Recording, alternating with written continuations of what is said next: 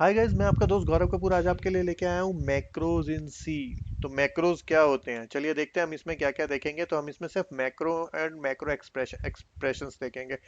अभी हम आर्ग्यूमेंट्स के साथ मैक्रोज को यूज करना नहीं देखेंगे, और हम ये नीचे वाली कोई भी चीज नहीं देखेंगे। बट हम धीरे धीरे अगले वीडियोस में एक एक करके ये चीजें देखेंगे। एक साथ आपको नहीं बता रहा, डोंट वरी, टेंशन मतलब, बहुत आराम से समझाऊंगा, बहुत प्यार से समझाऊंगा, आपको बहुत अच्छे से समझ में आएगा। तो चलिए आगे बढ़ते हैं। आज हम देखते हैं मैक्रो एंड मैक्रो एक्सप्रेशंस। ठीक है, आगे बढ़े। तो हमें ये मिली, यहाँ पे मिले हमें दो प्रोग्राम। अच्छा, अभी यहाँ पे इन दो प्रोग्राम्स में देखो कुछ डिफरेंस है क्या, मतलब प्रोग्राम्स को मत कंपेयर करने लग जाना। मैं पूछ रहा हूँ जो हम पहले प्रोग्राम लिखते थे उसमें और इसमें कोई डिफरेंस है क्या। पॉज करो और पता करो ना। मिला कोई डिफरेंस? नहीं मिला। ठीक है, चलो हम प्रोग्राम करते हुए इसके डिफरेंस देख। ये लो, ये मैं लेके आ गया आपके लिए पहला प्रोग्राम। ठीक है, सेम टू सेम वैसा का वैसा लिखा हुआ है। हैश डिफाइन अपना जो ये लाइब्रेरी फाइल डाली, हेडर फाइल। इसके बाद hash define upper 25 main int i for i equal to. यहाँ पे कुछ डिफरेंस है या फिर यहाँ पे कुछ डिफरेंस है? अभी ये क्या है? चलो पहले एग्जीक्यूट करते हैं, बाद में देखेंगे। एग्जीक्यूट किया तो ये इसने आंसर दिया 1 2 3 4 5 6 7 8 9 10 अप टू 25। सही है। अभी इसी को हम दोबारा से करके देखते हैं। अब सपोज मैंने यहाँ पे I equal to less than equal to लगा दिया 25। अभी क्या देगा? देना तो अभी भी वही चाहिए, और इसने अभी भी वही दिया। सही है। तो यहाँ पे जो अपर किया है वो क्या किया है? अपर क्या है यहाँ पे? और यहाँ पे अपर था, तो यहाँ पे भी मैंने इक्वल टू अपर लिख दिया। ये देखो, ये आ भी गया हैश अपर। राइट। तो ये अपर क्या था? रुको रुको रुको रुको रुको, वो भी देखेंगे।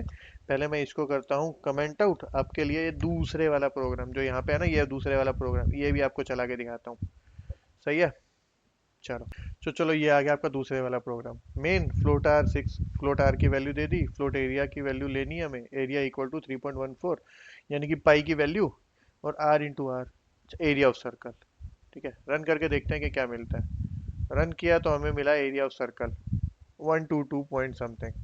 ठीक है। अभी हमें पता है हमारे पास पाई की वैल्यू है। एरिया क्या होता है सर्कल का? Pi into R square. Pi R square होता है ना, तो ये पाई की वैल्यू है। अच्छा, अभी मुझे यार, सपोज मुझे एक जगह पे तो एरिया निकाल दिया, 10 जगह और निकालना पड़े तो मैं क्या हर जगह 3.14 लिखता फिरूंगा क्या? नहीं, राइट। तो मैं इसको कर देता हूँ हैश डिफाइन, लिख दिया पाई, और इसकी वैल्यू दे दी, पाई की वैल्यू दे दी 3.1415। सही है। यहाँ पे है ना, इस वैल्यू की जगह मैं सिंपली लिख देता हूँ पाई, कि पाई की वैल्यू मैंने डिफाइन करके रख दिया कि पाई की वैल्यू ये है बॉस। तो कंपाइलर को मैंने बता दिया कि पाई की वैल्यू ये है। सही है। अब इसको रन करते हैं, देखते हैं क्या वैल्यू आती है। वैल्यू तो सेम आई। तो यहाँ पे मैंने वैल्यू लिखी, या यहाँ पे मैंने पाई लिख के उसकी वैल्यू डिफाइन करके दे दी थी। बात सेम है। और वैसे ही यहाँ पे ऊपर अपर की जगह मैंने 25 लिखा, या फिर अपर को डिफाइन करके दे दिया। बात वहाँ पे भी सेम है। सही है। तो चलिए वापस चलते हैं। तो यहाँ पे जो पाई लिखा और यहाँ पे अपर लिखा, ये क्या चीज़ है? इनको कहते हैं टेम्पलेट्स। टेम्पलेट्स मीन्स कि मैंने किसी चीज़ के बारे में तुम्हें ऑलरेडी बताने की कोशिश की है कि वो इस तरह का कुछ होगा। ठीक है, जैसे आप नया घर लेने जाते हो तो नए घर का एक आपको एक वो दिखाते हैं ना, कि इस तरह का आपका घर होगा सर जी। आपको अगर वो फ्लैट लेना है तो वो फ्लैट आप जब वो पूरा फर्निश हो जाएगा तो वो इस तरह से दिखेगा। राइट। तो एक टेम्पलेट दिखाते हैं। जब हम कोई प्रेजेंटेशन बनाते हैं तो उसके भी टेम्पलेट्स होते हैं कि इसको किस तरह से दिखाना है।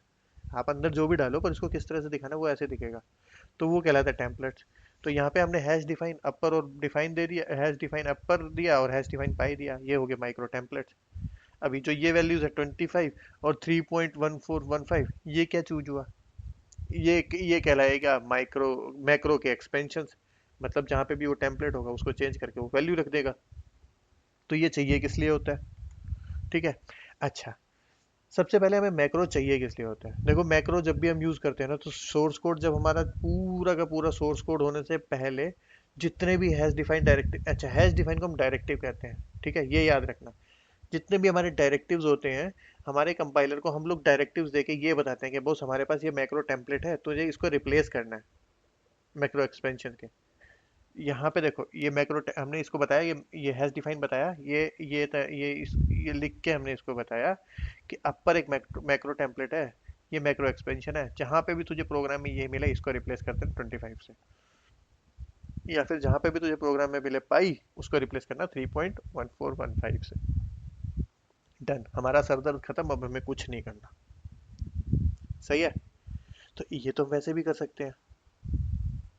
और हाँ, ये एक दो चीजें याद रखना, ये सॉरी मैं तुम्हें बताना भूल गया, दो चीजें जरूर याद रखना। जो ये हैश और डिफाइन के बीच में जो स्पेस है वो लिख कर, स्पेस देना है तो दो, नहीं देना है तो ना दो, वो चलेगा। और सेमी कोलन मत लगा देना भाई यहाँ पे, ये देखो यहाँ पे सेमी कोलन नहीं लगा हुआ ना, क्योंकि ये मैक्रो है, ये स्टेटमेंट नहीं है, मैक्रो है। सही है। अच्छा तो ये तो हो गया। अभी हमने जो ये हैश डिफाइन है वो क्यों किया था?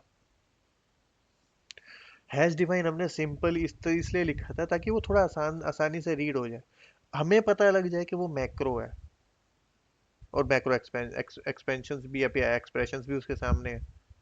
ठीक है, तो हमें इजीली समझ में आ जाए इसलिए हमने हैश डिफाइन लिखा था। नहीं तो हमारे पास जो प्रोग्राम्स थे हम उसके ऊपर हैश इंक्लूड भी तो लिखते हैं, अभी हैश इंक्लूड लिखते हैं हम इंक्लूड करने के लिए, हैश डिफाइन लगते हैं हम डिफाइन करने के लिए।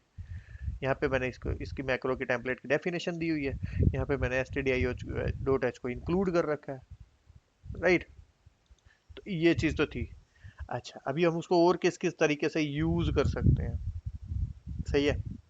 तो देखो, अभी अगर मैं कहता हूँ कि कंपाइलर को मेरा फास्ट करता है, तो हाँ वो उसको फास्ट तो करता है, क्योंकि अभी जो भी चीज़ मैं उसके अंदर लिखूंगा और मैंने उसको हैश डिफाइन करके बोला है, तो कंपाइलर तक पहुंचने से पहले ही, प्री प्रोसेसिंग होते हुए ही, हैश डिफाइन जो मेरा मैक्रो के टेम्पलेट्स होंगे उनकी वैल्यू उसमें चली जाएगी, कंपाइलर को कम कम करना पड़ेगा।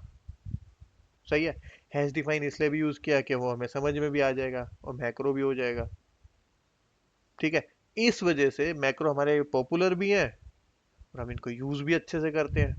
तो स्पीड तेज कर देते हैं यार, और कुछ फालतू का चेंजेस भी नहीं होते, सीधा का सीधा जो भी कंपाइलर है, कंपाइलर से प्री प्रोसेसिंग में सीधा रिप्लेसिंग हो जाएगा। अच्छा, अभी इनको यूज कैसे कर सकते हैं? देखो जैसे यहाँ पे है हैश डिफाइन एंड, तो मैंने ये एंड एंड कर दिया, यानी कि मैक्रो का टेम्पलेट हो गया, ये मैक्रो का हो गया एक्सपेंशन।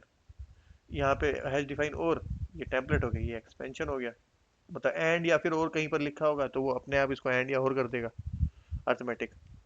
अब ये देखो, ये छोटी सी चीज यहाँ पे hash define and, hash define arrange, इसका ये एक्सपेंशन ये है। अभी हैश डिफाइन फाउंड का एक्सपेंशन ये है।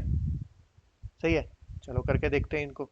तो यहाँ पे अपने पास प्रोग्राम है int float int f equal to 1, x equal to 4, y equal to 90, if f is less than 5 and x is less than 20 और y इज लेस देन 45। मतलब यहाँ पे मैंने कंडीशंस डाल रखी हैं, f 5 से छोटा है एंड, फिर यहाँ पे एक दो, यहाँ पे एक सेट है कंडीशंस का, x 20 से छोटा या इक्वल है और y 45 से छोटा या इक्वल है, तब तो प्रिंट होगा ये। पहले ये पूरा चेक होगा, उसके बाद ये पूरा चेक होगा, उसके बाद ये अगर ट्रू होता है तो ये प्रिंट होगा, वरना ये प्रिंट होगा। सही है। यहाँ पे मैंने लिख रखा है एंड, यहाँ पे लिख रखा है और। अब यहाँ पे एंड और की जगह मैं सिंपली ये भी कर सकता हूँ, ये लगा दिया मैंने और, सॉरी ये लगा दिया मैंने और यहाँ पे लगा दिया मैंने एंड। अब सपोज यहाँ पे तो एक ही कंडीशन है, यहाँ पे मैंने ये कर दिया, अभी मुझे बार बार ये करना हो तो तब क्या करूँगा? तो इसलिए मैंने इसकी जगह, चलो मैं पहले इसको रन करके दिखाता हूँ आपको। बिल्ड एंड रन किया, your PC will always work fine. Okay, तो यहाँ पे आया your PC will always work fine. अभी सपोज मुझे आगे भी बार बार वो करना है, आगे भी रिक्वायरमेंट है मुझे एंड और लगाने की, दूसरे फंक्शंस में फंक्शंस बनाए तो क्या करूँगा? तो इसलिए मैंने सबसे ऊपर लिखा एंड और उनको कर दिया डिफाइंड। तो यहाँ पे बार बार मुझे ये नहीं लिखना पड़ेगा, मुझे जहाँ पे भी ज़रूरत होती है एंड या और की, वहाँ पे मैं सिंपली एंड लिखूंगा और लिखूंगा और डिफाइन कर दूंगा और काम खत्म। तो मुझे ज़्यादा सर दर्द में पढ़ने की ज़रूरत ही नहीं है, और मेरा स्पीड भी स्लो हो जाएगी, स्पीड भी अच्छी खासी तेज़ हो जाएगी। ठीक है, चलो इसको भी एग्जीक्यूट करके देखते हैं। यहाँ पे भी your PC will always work fine, तो ये आया 0.023 सेकेंड्स, मतलब मिली सेकेंड्स में होगा। ठीक है, और जब मैं इसको एंड की जगह डबल एंड लगाता हूँ तब देखते हैं कितना टाइम लगाता है ये। यहाँ पे एंड लगाया और यहाँ पे और लगा दिया। ठीक है, पहले इसने लिया था 0.023, अभी देखते हैं अभी ये कितना लेता है। चलो करते हैं रन। छोटा सा है तो बराबर भी ले सकता है, देखो इसमें इसने कम लिया है 0.019, लेकिन 0.0 है तो वैसे ही कोई वैल्यू नहीं पड़ती, लेकिन अगर बड़े हो, बड़े प्रोग्राम्स हो या फिर बहुत ज़्यादा कॉम्प्लेक्स हो तो उसमें तो हमें फ़ायदा पड़ेगा, राइट। तो ठीक है, ये ऐसे ही है, सही है। तो ये मैक्रोज याद रखना, टेम्पलेट्स क्या होते हैं वो याद रखना, और मैक्रो का एक्सपेंशन क्या होता है वो याद रखना। अब ये देखो मैंने इसको है ना ये नहीं किया एंड के बाद ये सीधा ये नहीं किया, क्योंकि ये मैक्रो मेरे पास दो दो है, ठीक है। तो ये भी मैक्रो का टेम्पलेट है, ये भी मैक्रो का टेम्पलेट है, और ये दोनों के अलग अलग एक्सपेंशन हैं, तो मैंने इनको अलग अलग लाइन्स में लिखा है। तो ये चीज़ जरूर ध्यान देना। आगे वाला देखते हैं। तो यहाँ पे एंड का तो मैंने एक्सपेंशन दे रखा है, अरेंज का भी एक्सपेंशन दे रखा है कि ए लेस देन 25 है and A is less then 50 है। चलो ये तो बहुत इंटरेस्टिंग लग रहा है, ये करके देखते हैं। अच्छा अब इसमें क्या है, हमारे पास ए की वैल्यू है, अरेंज मतलब यहाँ पे ये वाली ये है, इफ के अंदर मैंने ये दे दिया, ठीक है। अभी इफ के अंदर मैंने ये दे दिया, सपोज मैंने यहाँ पे लिखा इफ के अंदर ये वाली वैल्यू थी, ठीक है, और यहाँ पे भी तो एंड है, तो एंड कैसे होगा, ये एंड हो गया, सही है। तो इसको एग्जीक्यूट करके देखते हैं, इसने विद इन द रेंज बोल दिया, सही है। तो अभी मैं मेरे को इसको वो करना है यार, इतना लंबा अब कौन लिखे, मैंने इसको पूरे को दिया हटा, और यहाँ पे सिर्फ रेंज दे दिया, जस्ट चेक करने के लिए कि ये रेंज में है कि नहीं, सिंपली ARANG। अब ये रेंज के अंदर है कि नहीं वो मैंने चेक कर दिया। यहाँ पे मैं इसी को कॉपी कर देता हूँ बॉस, पता लगे कुछ गड़बड़ हो गई फिर आप लोग बोलेंगे कि ये तो चला ही नहीं। इसको करता हूँ रन, बिल्ड एंड रन, ये देखो ये फिर से आ गया विद इन द रेंज, सही है। अभी यहाँ पे मुझे चेंज करना है, अब मैं यहाँ पे करूँगा कंट्रोल C, यहाँ पे दिया डिफाइन, यहाँ पे मैंने टेम्पलेट जो है वो कर दिया चेंज, सही है। और यहाँ पे लो ये पूरा का पूरा यहाँ पे किया मैंने, और सही है, अरेंज 1, अभी आउट ऑफ रेंज है, इसी को किया मैंने यहाँ पे प्रिंट, ये देखो ये अरेंज 1 कर दिया, ठीक है। अभी क्या आता है वो भी देख लेते हैं। अभी आएगा तो उसी के अंदर ही, रेंज के अंदर ही आना है, ए की वैल्यू 30 है और 50 के अंदर। तो देखो इसकी हम वैल्यू कर देते हैं थोड़ी सी कम, यहाँ पे कर देते हैं ग्रेटर देन 50,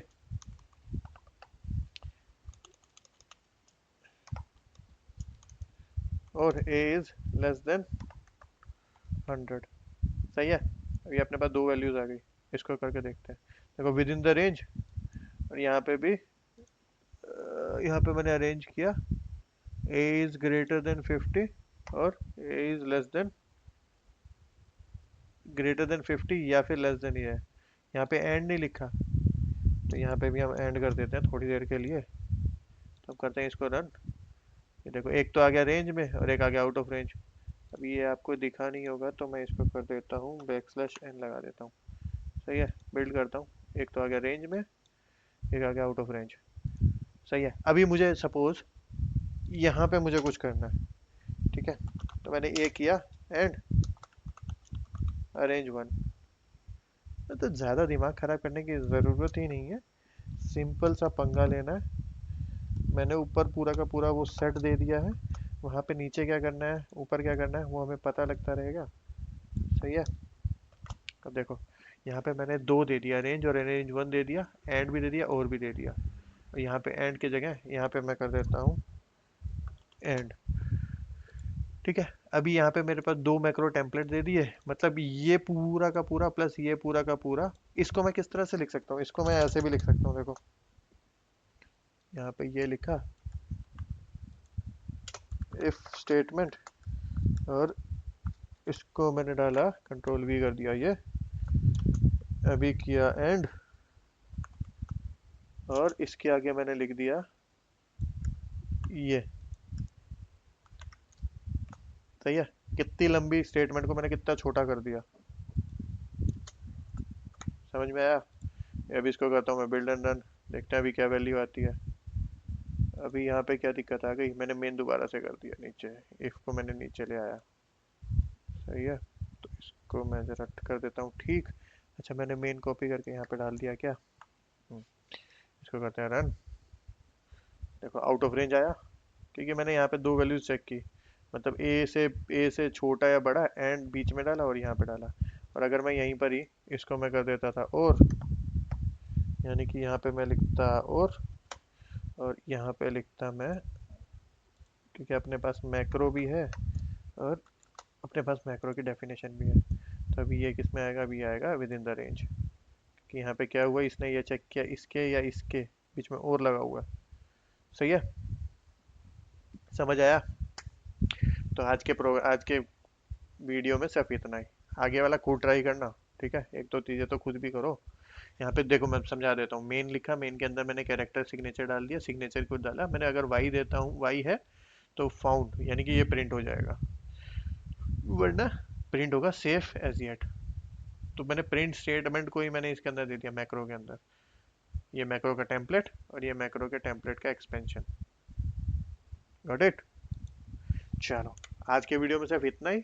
आई होप आपको समझ में आया होगा। अगर आपको ये समझ में आया और पसंद आया तो लाइक कीजिए, शेयर कीजिए, सब्सक्राइब कीजिए।